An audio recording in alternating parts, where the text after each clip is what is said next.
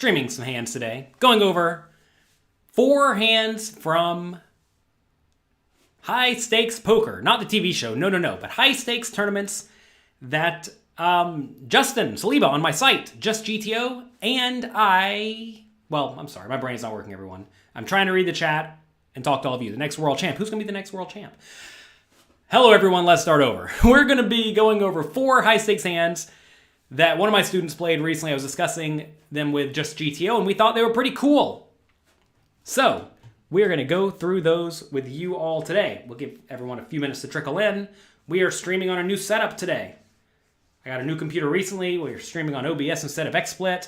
So who knows if everything's working properly? We'll find out soon. If you all can let me know if you can hear me, see me, etc. on Twitch, YouTube, Facebook, Twitter, etc., let me know.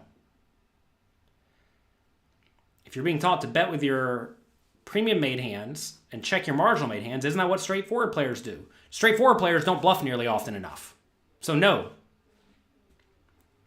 You have to understand that most people play too straightforwardly and that they play their strong hands aggressively and their weak hands passively, which is a big error, as we're about to see as we go through these hands. A lot of people do not bluff nearly often enough, which results in them having only good hands when they bet, and they're really easy to play against. Also, we're going to discuss this as well, that you want to be slow playing sometimes. A lot of people always play their premium hands by betting them, but in reality, you should also check them every once in a while. Twitter's good. Is anybody here on Facebook? If someone's here on Facebook, type anything in the chat. That would make me feel a whole lot better about this. Oh, good. Facebook's good. There we go. Straightforward players don't even bet their draws. Exactly. All right. Let's take a look at a few high-stakes hands. This hand is from a $10,000 buy-in live tournament, I believe, facing a raise from Marcus Prinz, I think that's how you say his name, who knows. And we are playing about 40 big blinds effective. So we have early position raise, we have queen jack in the big blind. This is just an easy call, nothing to say here. Flop comes king, 10, 8. 2 diamonds. We have 1 diamond. We check. Marcus uses a big bet size. About 2/3 pot. That's kind of annoying. When your opponent uses a pretty big size like this, it usually indicates a pretty strong range. And to be fair, they should be betting pretty frequently on this king 10-8 board because they have a lot of the good big cards, right? So this is a scenario where we don't get to raise all that often. So given we don't get to raise all that often, we probably want to call with this hand. We also don't want to raise to, let's say, 55,000 or 60,000 and then have to fold to a shove, right? Because if we do that, then we're folding out a lot of equity and that would be terrible. So this is a hand that I think pretty confidently can call. Also, if we get a queen or jack on a turn, we're happy enough. Instead, we get a stone brick on the turn. We get the 2 of spades. We check. And it goes check, check. Good. River is a king. Not the best bluff card, is it? This is a spot where you gotta think Marcus has a whole lot of king X, some 10s, maybe some 8s, maybe hands like pocket 9s, but then also some various ace highs. So what would you do in this scenario? Notice we have 15 big blinds in the pot, 35 big blinds remaining. We're about to take a look and see what the solver does, and I would recommend you play roughly like the solver in this scenario against a good, strong poker player. So what do you do in this spot? Write it in the comments section. Write it in the chat box. Is this live? Of course it is. Say, of course it is. Yes, this is live. So write it in the chat below. If you're watching this later, it's not live. See, that's the problem with asking the question, is this live? Is people are going to watch this later and it's not live. All right. We have 1 person who is brave enough to type it in the chat. 40% bet.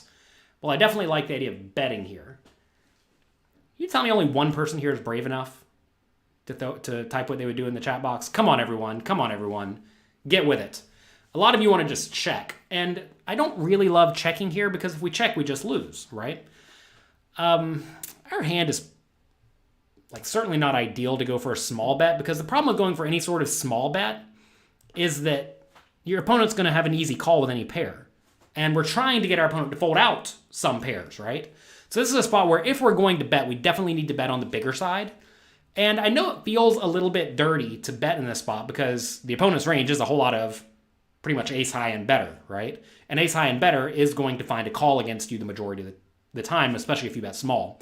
So if we are going to bet here, it definitely needs to be a big bet. And I mean, I can pretty much say from a GTO point of view, this is going to bet at least sometimes. You're going to find spots like this on the river where when you have no showdown value, you're going to need to be going for it a decent amount of the time. If you're not betting with at least some bluffs, maybe not this exact hand, but at least with some of your bluffs, you're going to be really easy to play against. Like whoever asked that earlier, if you just bet with your premium hands, doesn't that make you straightforward? And to be fair, we're mostly betting here with premium hands for value, but we're also betting here with some bluffs. Let's take a look at what the solver does in this scenario. And this is what we should do. So in this scenario, this is roughly our range. What believable hands do we have that we're betting? All of our kings. All of our kings are betting for value. I hope that's very, very clear. The dark red bet size is all in. Next darker bet size is something like pot, all the way down to green checking. Okay? So in this scenario, Queen Jack actually uses mixed sizings, mostly big, either all in or roughly the size of the pot. Okay? Notice that all the kings are value betting for the most part. Pretty clear. If you're sitting here with three of a kind, in this scenario, you need to be value betting because it's the best hand by a mile. Okay? So those asking, what hands would possibly want to value bet here? All the kings. Take a look at other hands that would value bet, though. Interestingly enough, the tens all like to value bet, using mostly a small size, which makes sense. If you've gone through my tournament masterclass, you have seen that on the river, you want to be betting very big with your absolute best made hands and some draws, well, busted draws, and you want to be betting small in this spot with your mostly marginal made hands. Now notice we're also betting small with little slivers of all of these kings, so our range is not all very, very marginal when we bet small, but all these hands are going for the small bet. Also notice the eights are even going for a small value bet. Why? Because when you bet so small, your opponent can call with stuff like underpairs and ace high every once in a while, right? And then in terms of bluffs, one thing I wanted to point out here is that some of your busted flush draws are actually not bluffing. Let's take a look down here. Jack 5, Jack 4, Jack 3. These are diamonds, right? Same thing with 7-5, 7-4, right? These are diamonds, and they are not bluffing. Why in the world are the busted flush draws not bluffing? Take a second. Figure it out.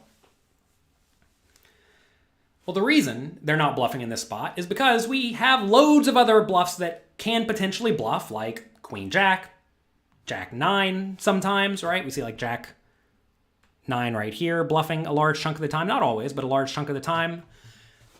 We have, where is 9-7? 9-7 betting basically every time, right? And also, when we have two diamonds in our hand, it makes it more difficult for our opponent to have a busted flush draw, right?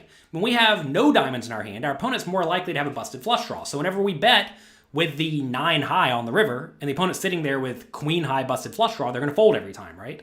But whenever we have two random diamonds in our hand, it makes it a little bit less likely they have a flush draw, which means they're more likely to have a made hand of some sort, which means they're more likely to call. Okay? So pretty cool spot. We do see here Queen Jack is doing a very solid amount of mixing, mostly with big bet sizes. Our hero here in this $10,000 buy-in tournament goes for roughly a pot-sized bet, a small overbet, and the opponent calls. We lose. With ace-2 of diamonds. Ooh, dirty, dirty. I ran this through the solver as well. It turns out this actually is a call if your opponent is bluffing adequately. If your opponent is not bluffing adequately, if your opponent's not going to be bluffing with Queen Jack and Jack 9 and 9-7, then this is not a very good call. And against most people, this is probably not a very good call. That said, against a good, strong opponent who is going to be bluffing adequately in this spot, you got to call with a lot of bluff catchers, and this is one of them. Also, take note over here at the solver that the hero in this spot actually doesn't have a whole lot of ace-x of diamonds. And the ace-x of diamonds that do exist are ace-queen and ace-jack, which don't actually bluff. So that essentially makes any pair a reasonable bluff catcher, and the ace of diamonds is not actually all that relevant of a blocker. Pretty cool hand, huh? All right, let's take a look at another one. Here we're playing a $5,000 buy-in online, facing a min raise. Playing 67 big blinds deep, easy call with a king 4 suited. Flop comes queen, queen, 5. We check, opponent bets. A lot of people look at this and say, easy fold, move on with our life. We don't have anything. We're not weak, tight, straightforward players, everyone. We're not weak, tight players. We put in the check raise. Kind of a big check raise. I'm interested to see what the solver says here. I haven't actually looked at this too much. Let's take a look. In this scenario, here's what we should do on the queen, queen, 5 board. Even though the opponent has a lot of queens, we're check raising a lot of our queens, and they're going to be check raising with a smattering of king X with backdoor draws, right? You see all of these king X like to check raise. Some of these lower ace X likes to check raise. And then some of these hands that wrap around the 5 like to check raise. Okay? And you're going to find this is a pretty common occurrence. On these very uncoordinated boards, the hands that want to raise are the trips, the other pairs, right? Usually you're going to find that some 5s are raising, and then a smattering of nonsense. What most people do wrong here is they do not check raise with the smattering of nonsense. And right here, king 4 suited is a fine hand to go for the check raise. Having the big card is very nice, right? Usually your opponent will not even call your check raise with the king, so if you get the king on the turn, you're usually pretty happy. Usually they're going to have like pocket 7s when they call your check raise or an ace high, so your king's actually very live. So that's what we're doing here. Are you all bluffing in this spot? If you're not bluffing enough. All right, let's see. We get called. Turn is the 6 of diamonds. Ew, do we continue? What do you think? Say we do check raise here and we get this turn. Are we in blast off mode, knowing our opponent here could very easily have a queen? What do you think? Is raising, should we be 5xing our opponent's bet? Okay, Bertram, something very important here. Most people completely ignore.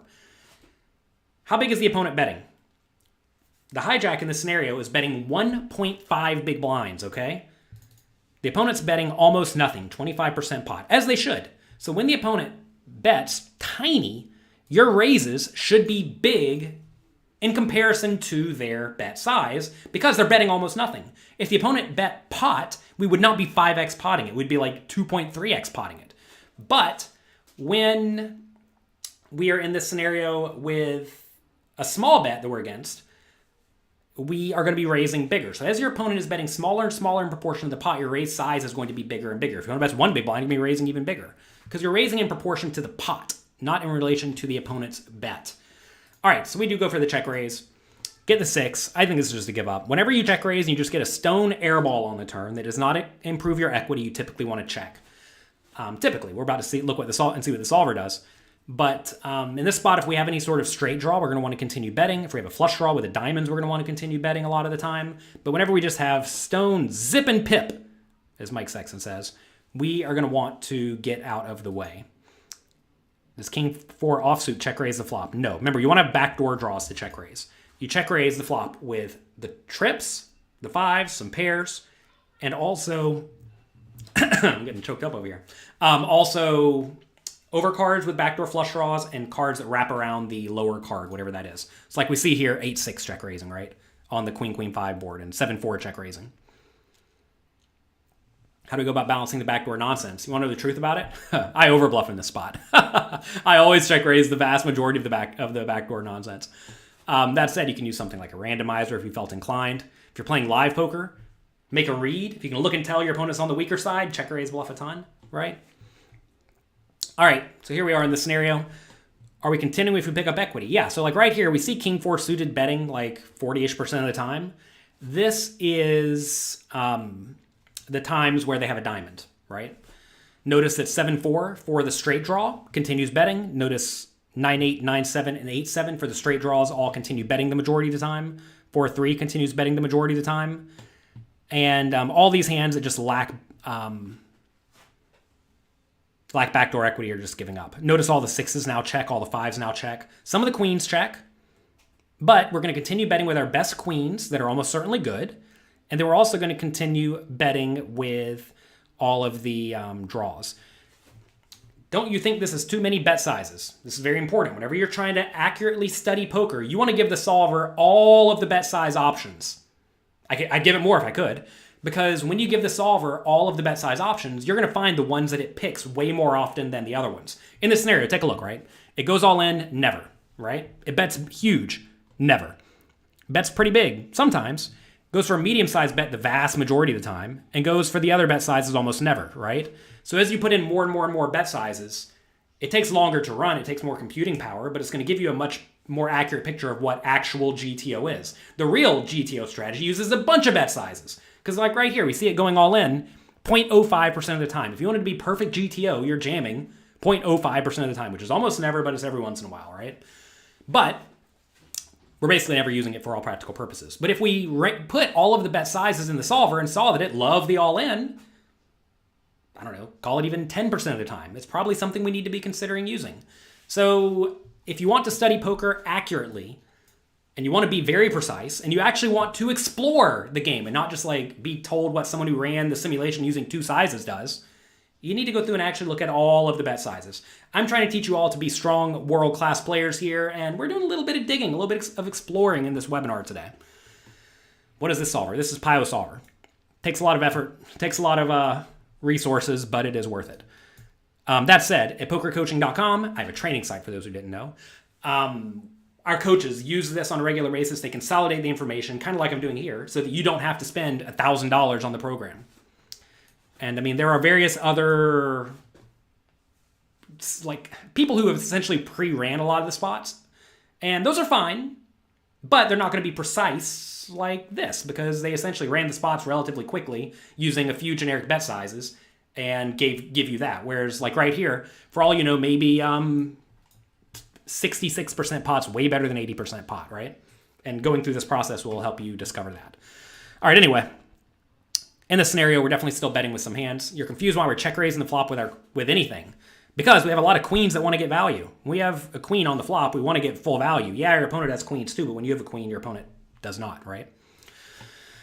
So anyway, let's see. Notice we're doing a ton of checking on the turn, by the way, 68%, which is a lot. People seem to be getting very confused by the big number of bet sizes here. I'm not saying you need to copy the solver. This is not one of these courses where we show up and say, okay, you need to make sure you're going all in 0.05% of the time and betting big 0.06% of the time. No, that's not what I'm trying to teach you. I'm trying to teach you how to play good, fundamentally sound poker that is implementable. I know there are a bunch of training courses out there that want to charge you $1,000 to basically show you a bunch of Pio simulations. That's not what we do. We teach you good, strong, implementable strategies. For example, in the spot, how do you determine when you should keep bluffing? I already gave you the tip, right? You want to keep bluffing when you improve your equity, right? If you check out the tournament masterclass at pokercoaching.com, we have all sorts of implementable strategies very clearly lined out for you so that you don't really even have to look at the solver images. You can figure out roughly what it does based on good, fundamentally sound poker. Now, most people think good, fundamentally sound poker means weak, tight, straightforward poker. That's not what we're teaching. We're teaching you to play roughly like the solver without actually having to go through this situation and run millions of simulations to figure out the spots. Anyway, when you don't pick up equity after check raising the flop, you do a lot of checking, and that is what we do here. Hopefully that's what we do here. We do check. And again, if you look at this exact hand combination, I'm sure it bluffs some tiny portion of the time. But you have to ask, are you trying to play like a perfect robot? Because I hate to break it to you humans out there, you can't. Or are you trying to play as implementable of a strategy as possible, which is what I try to teach all of my students, and that is why they succeed. All right, check. River's the king. Ooh, saucy card. Do we have a value bet here? What do you think? Every once in a while, you're going to spike the king. Alarm bells are going off outside. Do you hear the sirens? Better be careful when sirens are going off. Speaking of sirens, if you're here, click the notification bell. Ding, ding, ding on YouTube. Also, click like, click subscribe. I would appreciate it. If you're enjoying this video, if you don't enjoy this video, well, go somewhere else. If you don't like me, you don't like my content, go away. I will not be offended. If you like it, though, click the like and subscribe button. All right, what do we do here with the king for? I think it's a value bet. Aaron, if you have Pio, send us an email, support@pokercoaching.com. We have a video on poker coaching explaining how to go about using this. I think it's a pretty clear value bet in this spot. we have some queens in our range, right? Remember, we have queens in our range that check the turn, that obviously want to value bet river. And that allows us to also value bet slightly thinner for value with our kings. So I like the idea of value betting in the spot. And if you take a look at this, all the kings bet for value. Some of the queens bet for value. Some of the queens check here, which is pretty cool to see. To induce a bluff, I suppose. You always want to protect your checking range by checking with some super nuts. And queens at this point are pretty much super nuts. We discussed this as well. River strategy in the tournament masterclass at pokercoaching.com. On the river, you always want to be betting with your clear value hand, but also you want to check with some nut hands that can easily protect your checking range because you know you're never folding them if you check. So queens bet sometimes. Kings seem to bet the vast majority of the time, often using a smallish size. And then a smattering of bluffs, like we see 4-3, doing a lot of bluffing, right? It's kind of cool to see. 5-2, tiny bet every once in a while, probably doesn't really matter. Mostly 4-3 is our main bluff here, which is kind of cool to see. Not a ton of bluffing going on. We do have some random ace highs that missed that are bluffing. We have some random undercards that missed that are bluffing, like 9-8, 9-7, 8-7, right? You're going to find that usually when you check raise with the junky draws, you're going to keep betting them on most rivers. Okay? Let's see what we do. We do go for the third pot bet. Good, good, good, good. Played it just like the solver. Notice solver goes for the small bet with the kings. And we get called, and we lose. That's a bummer. But that's okay. It was a good value bet for us. Here we are on the river, by the way, in our opponent's spot, facing the small river bet. Aces is either a raise or a call. Okay, you're not folding the aces. But on this river, they are going to get to this spot with a bunch of random ace high. Now, if your opponent doesn't get to the river with the random ace highs, and they don't get to the river with a lot of random junky pairs, then maybe you shouldn't go for a value bet. But notice, in the scenario on Queen, Queen 5, your opponent's supposed to bet pocket sevens, call the flop check raise, check, check, turn, and then they're supposed to call on the river. If they have 5-4 for bottom pair, they're supposed to call on the river. If your opponent's not going to find the calls in these spots, then you in turn have to value bet a little bit tighter, right? So if you know your opponents aren't going to be in the hand with quite as wide of a range, some of these value bets on the bottom portion of your range, like pocket 9s or pocket 7s, notice pocket 6 is going for a small bet or checking, and pocket 5 is checking. That's pretty sneaky, huh? Like these weaker kings, all these hands are instead going to want to check, most likely. What do we think about the opponent's check back on with the pocket aces on the turn? What do you think? Take a look at this range, right? Look at our turn checking range. A whole load of queens. You want to be betting into a range that has a whole load of queens? No, you do not. You do not want to be betting into a range that contains a whole load of queens. All right, let's take a look at another hand. 9-4 suited. Under the gun raises, a good pro, playing 15 big blinds deep. Easy call here. You may say, easy call? What are you talking about? Check out pokercoaching.com. We have GTO preflop charts. You'll find that facing a min raise, 15 big blinds deep, you can defend super wide with suited cards. We flop the nuts. We have a pair and a flush draw. What more do you want in life, am I right? We check. Opponent bets third pot. Seems like an easy call to me. Typically in this spot, you're going to want to raise with the 10s and the weaker flush draws, I think. Let's see what the solver recommends. We have this one pulled up. Okay, so here's our range. As you see, it's pretty wide with all these suited hands. Which hands are actually check raising on Queen, Jack, 9? Queen, Jack, 9. Okay, queens are raising. These are very good. Some good queens are raising. Jacks are mostly not raising. Looks like King, Jack, Jack, 9, Jack, 10. So like very high equity jacks are raising. 9s raising? Not really, right? Notice the 9s are mostly calling or actually folding, which is kind of interesting to see. Notice if you have 9-7 here, it's just a check fold. Seems kind of nitty. I probably don't fold in this spot often enough with a 9, to be fair. And then, okay, so we're mostly calling with hands that have pretty good equity, right? Just like queens, jacks, 9s. That's about it. Good ace high, right? What are we raising? Oh, so I already looked at the raises, sorry. Right? We looked at the raises, looked at the calls. What are the bluffs? The bluffs here are pretty much all 10s. You see that? Pretty much all 10s are bluffing. Smattering of flush draws or bluffing. I know you can barely see it here, but like there's a smattering of ace-x suited raising. But then notice the 9 and actually the low flushes all opt to check call. I'm kind of surprised to see the low flushes don't check raise sometimes. But it turns out all the 9x and the weaker flush draws opt to check call. That's pretty cool. Notice random king X decides to raise sometimes. I got to presume that's with a diamond. Random ace-x check raises sometimes. Got to presume that's with a diamond. Tiny, tiny slivers, right? This is why it's very, very difficult to play the GTO strategy. So in this spot, a key takeaway on this type of board, Queen Jack 9, is that you want to be check raising with your draws that have pretty good equity. But you don't really want to be check raising the 9 because the 9 actually has some showdown value if you get to see a cheap showdown. But if you face a lot of aggression, maybe you find a fold by the river. And I can pretty much already tell you this hand's going to go check, bet, call on the flop. Check, check, turn, check, check, river. We're going to win sometimes. And if our opponent wants to bet the turn, we're going to have to call. And if they want to bet the river, we're going to end up folding if we don't improve. And we're also going to be doing that with the weaker flush draws as well. And what else do we have in our check call range? Notice we have some queens in our check call range. We're not folding those. We have some jacks in our check call range. We're not going to be folding those. So that's roughly the strategy in this scenario. Check call flop, turns a 5, we check, they bet again. A lot of people look at this spot and think, well, I got to go all in, right? Half my chips are in the pot. What am I going to do? When the opponent takes this line, they're going to be super duper polarized. And it's going to be very, very nut heavy just because of this board, right? If the opponent jams the turn, what do we do? Well, how much equity do we need, right? In this scenario, we need like, what, 38% equity, something like that? Is my brain working? Always get out the calculator if you can't do math like me. We have to put in 77 to win 144 plus 55. What's that, 199? Is that right? 77 divided by 199 equals 38%. Am I a genius or what? We finally got one right on the stream. 38% equity we need. Okay. We need 38% equity. How many outs do we have? Count them. Hurry, hurry, hurry. Time bank's clicking. We have 9 flush outs, 2 9s, 3 3s. 9, 10, 11, 12, 13, 14. That's about 28-ish% equity.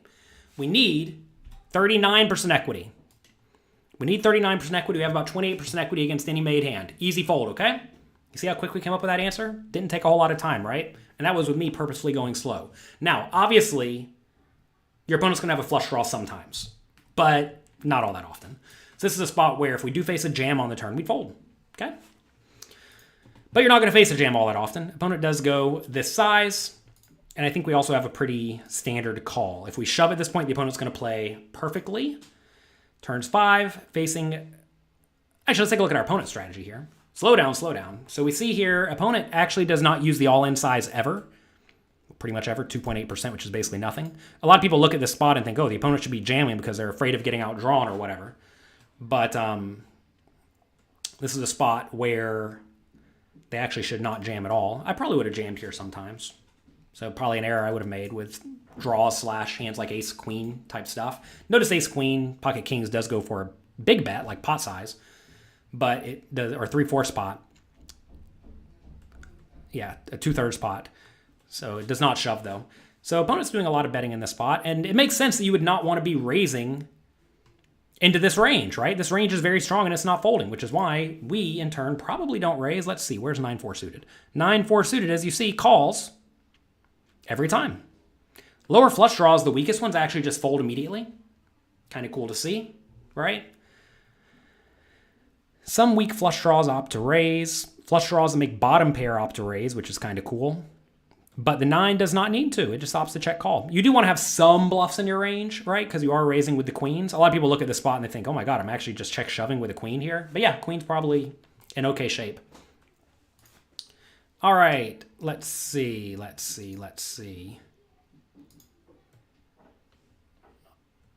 In this scenario, we do opt to call. River is 6. We check. Opponent shoves. We fold. Easy game. You may say, didn't we just completely mess up this hand? Do I have this sim? I do not. And the answer is no, we played this hand perfectly. This is just a fold on the river. Sometimes you just have a fold on the river, and there's not a whole lot you can do about it. For the opponent to shove here, their range is just super strong, and we have to get out of the way. Okay. Doesn't it matter if there are more players in the pot? Of course it matters if there's more players in the pot. We're talking about this hand right here. We're not talking about every potential hypothetical hand that we could play at any point in time. We're talking about this specific example, okay? Whenever you're talking about poker, you're talking about this specific example. Yes, obviously as there's more people in the pot, the scenario is different. All right, let's take a look at one more hand for today. You don't like pre-flop. Well, study it. It turns out if you study before the flop strategies, you're going to get way better at before the flop strategies. And we have loads and loads and loads of pre-flop strategy content available for you at pokercoaching.com. And we have an app. Check it out. Download the Poker Coaching app. We have GTO pre-flop charts for all sorts of stack depths, for cash games, tournaments, deep stack, shallow stack, whatever you want. If you're facing a 3-bet, facing a 4-bet, facing a 5-bet, whatever, we have it for you at pokercoaching.com, so you don't have to guess. You can play well. All right, ace-king. We're going to raise the ace-king in a $10,000 buy-in tournament. Cut off calls. Playing 16 big blinds deep. Okay, kind of shallow stacked. All right. I have to presume they should be shoving here a decent amount of the time, but this is going to be mostly good suited connected type stuff. King, 5, 4. You can better check, either one. Do whatever you want. We decide to check. Let's see what this solver recommends. Ooh, take a look at this. Solver recommends checking almost every time. Now, you're going to find that if you study these spots from out of position, you have to do a whole lot of checking, especially if your opponents are playing well. Okay? This is the type of thing that's really difficult for us humans to implement. In reality, you could just take like all your ace kings and bet them and check everything else besides some draws, right? Like queen jack backdoor draw. You see these types of hands betting some portion of the time if you want it to be implementable. That said, this is one of these spots where the simple implementable strategies kind of start to fall apart. I discussed this also in the tournament masterclass on how to deal with this. But notice that ace king does like to bet, but it is one of the hands. I mean, all the hands check a large chunk of the time. You may be surprised to see the checking here, but that is what good GTO poker is, shallow stacked. All right. We check. Opponent bets small. Seems like a nice, easy call spot to me with this hand. This hand's very, very good, right? Ace-king does not need to raise. I presume the weaker kings would raise, and yeah, they do. So notice like king-queen is raising sometimes, king-jack, king-10, but ace-king does not need to raise. Notice when we do raise, by the way, we're going to be raising small in this spot. Our opponent bet 3,033. A raise would be to 10,000 or so. So we'd be putting in a very small flop check raise with some kings, pocket aces, and then some nonsense. Ace 2, ace 3, ace 8, queen 9, queen 8. Seems random, huh? So yeah, you got to find some bluffs here. Notice you don't really have a ton of straight draws here. 7-6 is a pretty cool spot where 7-6 opts to check call this flop. I'm kind of surprised this one doesn't check raise. Seems like it'd be a draw good enough to get in, but it doesn't. I do want to make it clear that this simulation may be slightly off depending on what strategy you give for the cutoff, because I bet cutoff in this scenario has a very different range based on which particular person it is, right? Some people are going to be slow playing a ton here. Some people are going to have a whole lot of suited nonsense. This is where you have to make sure whatever input you put into the solver is accurate. You can't just give it a generic cutoff range because almost nobody's playing a generic cutoff range. Okay. Why do we raise the weaker kings but not ace-king? Because ace-king does not need protection, and all the kings are basically the nuts here anyway. You want to make sure you're checking and calling with hands that are very, very strong. Oh. All right. Well, spoiled that one for you. Okay. We raise, they call. We check, call flop, check, bet turn. They have 9 big blinds left. They bet 5, they have 9 left. I could get behind shoving here. Let's see what the solver does on the turn here. All right, solver does shove turn sometimes. Makes sense, right? Now we have strong high equity hand that actually does not mind protection. So notice at this point on the turn when the opponent bets the flop and the turn, they have to be pretty polarized to bet the flop and the turn. Therefore, for us to check raise, we need to be pretty polarized too. So we see bottom sets raising a lot, king 5 raising a lot, and then ace king raising a lot. What bluffs are there here? Queen 9, queen 10. Whenever the opponent does bet, we are jamming all in, by the way. So queen 10 shoves would make a whole lot of sense. 9-8 shoves which makes a whole lot of sense. And then these must be flush draws, I gotta presume. So ace high flush draws, check shove, makes a lot of sense. It's a nice easy strategy here on the turn. Not much to see. On the river, we check. Opponent checks. And we beat the queen 10 of hearts. Ooh, should that have been bluffed on the river? What do you think? Let's see. I have some notes down here about what I was studying. So in this spot, they should jam every time. Okay, yeah, that's what I would think. Queen 10 in the opponent's shoes should jam every time, and we would obviously call it off. So cool spot. You may say that if you're just going to call it off every time, should your opponent actually shove the queen 10? Well, you have to realize we're not only having the nuts in this spot. Notice we could easily have like pocket sevens. Pocket sevens is going to fold out to the river shove, I can guarantee you. What about something like ace 4, ace 5? These hands are going to fold to the shove, right? So this is a spot where the opponent is going to be able to manufacture some folds by jamming river with the queen 10, and that's what they need to do. That's what they need to do. Do not be afraid to go for it. If you all enjoyed me going through these 4 hands, do me a quick favor, click the like and subscribe button below, and let's talk about St. Patrick's Day. We are having a St. Patrick's Day sale at pokercoaching.com. If you all did not know, I have a training site, pokercoaching.com. I teach all of you to play poker better using good, fundamentally sound, implementable strategies that will have you playing roughly like the solver without you having to spend many, many thousands of dollars to buy the solver and run tons of simulations, because we've already done a lot of that for you. And we've consolidated the information so that you can learn how to play well in a manner that you can actually implement. Do not think you need to try to memorize what a GTO solver does against a GTO opponent in every scenario. If you have infinite time, sure, but that's not what the situation most of you are in, right? I realize you all have a life, you have a job, and you don't have infinite time to study, so I'm trying to make sure that you make good use of your very limited time. We have content on cash games, where I discuss beating loose live cash games. I played a bunch of 1-2 no limit to get experience playing in the games that you all told me you wanted content on to help you beat those games. So I went there and I played it for you. We go through some of my 5-10 no limit sessions. So all of that is available at pokercoaching.com. We also have my cash game masterclass. It's a 29-part course that teaches you everything you need to know to crush the small and medium stakes cash games. It's not going to teach you to be the absolute best poker player in the world. That's not what I am trying to do here. You are not going to be able to get online and play 100, 200 no limit hold'em, as a lot of people try to say their teachings are going to help you do. I'm trying to help you win $100 an hour at your local casino, or win, 20 or 30 bucks an hour online, which, maybe for some of you that's not good, but I think most people are thrilled to win $100 an hour. I know I certainly was whenever I was coming up in the poker world, and that is what we have there. Also, loads of content on tournaments, going over my hand histories, some of my students' hand histories, some of the preparation courses I've done for some of my students. So make sure you check out all of that. We also have my tournament masterclass. It's over 30 hours long, where I teach you how to play every stage of the poker tournament optimally and how to maximize your equity. But you actually can't buy this. This is not for sale. It is only available for Poker Coaching Premium members. Louis Philippe, who actually runs our study group, says Poker Coaching is the best deal on the market. You highly recommend it. There you go. He's right here in the chat. You can get access to the Tournament Masterclass by being a Poker Coaching Premium member. Check out pokercoaching.com/lucky for that. Here's the table of contents. We go through pre-flop. Someone mentioned they have pre-flop problems earlier. We go through how to play all the various stack depths, and it does change as your stack gets deeper or shallower. We discuss how to play the flop, the turn, the river, really every situation you are reasonably going to be in. And then we also discuss ICM, how to adjust to various types of formats like sit and goes, satellites, re-entry tournaments, whatever.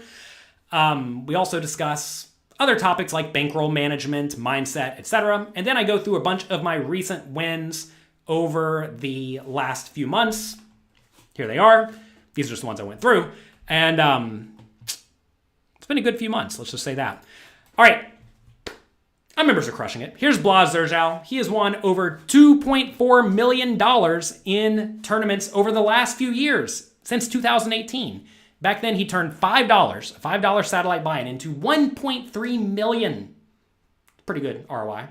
By taking third place in the Party Poker Millions. And in September, he recently took fourth place in the WPT Online for $550K. He's absolutely crushing it. That makes me happy. So we have a poker coaching standard membership. You can get 1 year for $199. That is a big discount from the normal $39 per month price. So if you want access to some of the content we have at Poker Coaching, check that out. We also have the premium membership, which includes access to over 1,100 interactive hand quizzes where I present a scenario to you. I voice it out, or one of my coaches voices it out, and we ask you what you would do in this scenario. And then you say what you would do. You have to commit to an answer. You have to say what you would do in these scenarios, and then you get immediate feedback. This is sort of like having a coach with you while you are playing, except for you don't have to have a bunch of money at risk at the poker table, right? So make sure you check out the over 1,100 quizzes. Here are my coaches. They have over $50 million in live tournament earnings. Some of them don't even play a whole lot of tournaments. They play cash games. We hired some cash game coaches recently, including Coach Brad Wilson. We also have great mindset experts like Tommy Angelo, and we have loads and loads of content from other poker players. Make sure you check that out at pokercoaching.com/lucky. Some of our coaches who have been crushing it recently. James Romero. Pre-COVID, he was one of the top 10 live tournament players in the world. We have Bert Stevens. I don't know where he is on the tournament rankings now. He was like number 3 or 4 the other day.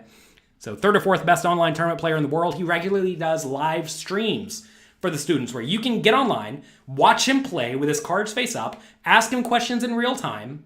That's just all there available for you. We have Faraz Jaka, WPT Player of the Year. We have Matt Affleck. He has been absolutely crushing it and works very hard to answer all of your questions. The students in Matt's webinars can essentially ask him what to present on next time. He presents every single week for the Poker Coaching members, so make sure you take advantage of that. I've actually spent over $250,000 so far hiring these coaches so that you don't have to. We just spent $250,000 for fun. And, we're spending mid-5 figures every month to make sure we have good, high-quality content. This is not a site where a bunch of kids get together with their friends and teach you how to play poker. Not that there's anything wrong with that. That's how I did it when I started 15 years ago. I didn't know what I was doing. I was just trying to help my students. But over the last 15 years, we have learned how to help other people replicate our successes. And it's all here for you. We try to run a tight ship, providing only the best high-level content. Now, let me ask you a question. Obviously, I'm not going to be charging you anywhere near $250,000 for access to this, or even $10,000, and I'm not even going to charge you $500. But think about this. If you actually play poker, if you're actually a poker player, you're trying to take poker seriously, you're not a person who plays once every month for free with your friends on Zynga. If you're actually a poker player who buys in for real money, what if all I did, and what if all Poker Coaching did, was help you win one additional big pot each session that you would have lost otherwise? What is that worth? Well, if you're playing $500 buy-in tournaments, it's worth a pretty large amount. If you're playing 1-2 no limit, it's a pretty large amount, right? What if all we did was let you attend the live weekly webinars with our coaches and let you ask them your biggest poker questions live every single week? We have many, many webinars every week with our world-class poker coaches. You get to get on there and ask them your questions. What more do you want from me, right? I mean, really, you get to ask the coaches whatever problems you have. We're here to help you succeed at the game. What if all we did was let you put yourself in the thousands of situations that you are going to encounter when you play poker and give you instant feedback from our coaches so that you have a way of practicing, even if you can't play live right now due to COVID or because you're in a state that doesn't allow online poker? What if you can still make use of this time to improve your skills? You get to play new situations and get feedback every single week. What's that worth? Well, if you think this is worth $500, then you are going to love this because we're having a St. Patrick's Day sale where you can get a big discount on Poker Coaching Premium. You can join it for as little as $42 per month if you sign up for the 3-year plan. Also, some of you asked for a 3-month plan. We have that for you. You get to save $50 if you sign up for 3 months. And as you see, for 3 years, you can get it for $1,400. I know that may sound expensive, but if you think about it, what is that? $1 and change per day? Listen, I hate to break it to you. If you are not willing to spend $1 and change per day to get good at anything, it's going to take you a long time to get good at it. I have hired tons of coaches to help me succeed at everything I get into. If I go to the gym, I hire a coach. If I want to learn heads up, no limit hold'em, I hire a coach, right? I hire people to teach me the stuff that took them years to learn. And sure, I have to spend a little bit of money, way more than $1 and change per day, but I know it is well worth it because it saves me tons and tons and tons of time and effort and energy, right? Like you all were asking earlier, how am I supposed to memorize or get all of these charts? We already got them all. We already got them for you, and we consolidate the information so that you don't have to spend your valuable time doing the hard work. And so look, you got to realize I made this site to give you all of the tools and training you could ever need to achieve your full poker potential. And if I fail to deliver on the promise, if I do not help you actually get better at poker, I do not want or deserve your money. This is not a get-rich-quick scheme. You are going to have to study. You are going to have to work. This is not me selling you 5 hours of content for $1,500 and taking your money and not replying to your emails and never giving you a refund if you don't like it. I give you a full 30-day refund, full 100% money-back guarantee. If you're not completely satisfied with your poker coaching membership, let me and my team know within 30 days and we will give you a full refund. 100%, no questions asked. Most people don't take me up on that because, you know what? We actually help them get a whole lot better at poker. Turns out if you help people get a whole lot better at poker, they are happy to pay because it's a value. Think about this. What if you go from making no money playing cash games, you go and you study my cash game masterclass, and let's say you start winning, I don't know, even a small amount. Let's say you win $10 per hour. You went from winning no money from poker to winning, let's say you get to play 20 hours per week. You win $200 per week, $800 per month. Playing part-time, tiny stakes. It'd be pretty nice to win $800 a month. Turns out, if I help people win $800 a month, which is very, very feasible, they're happy to give me 40 or $50, right? Even the best players in the world don't win if they run bad. You have to understand, poker is a long-term game. Like I said, this is not a get-rich-quick scheme. I am making no guarantee that you're going to sign up to this and immediately win the next 7 tournaments you play. Okay? You are going to have to study. You are going to have to work. You are going to have to grind. To be fair, all you really have to do to succeed at poker, 3 things. Only 3 things. Want me to tell you the secrets? Find a game you can beat. Number 1. Turns out it's a whole lot easier to find a game you can beat if you learn how to play well. If you don't know how to play well, you got to do a whole lot of looking to find a game you can beat. Number 2, play it a lot.